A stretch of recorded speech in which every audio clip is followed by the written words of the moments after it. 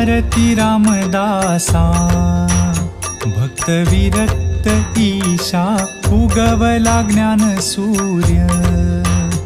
उजळुनी प्रकाशा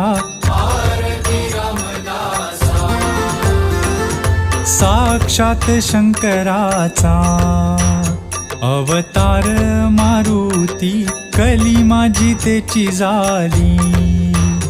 रामदासाची मूर्ती आरती रामदासा 20 ही दशकांचा दासबोध ग्रंथ केला जड जीवा उद्धरिले नृप शिवा सितारिले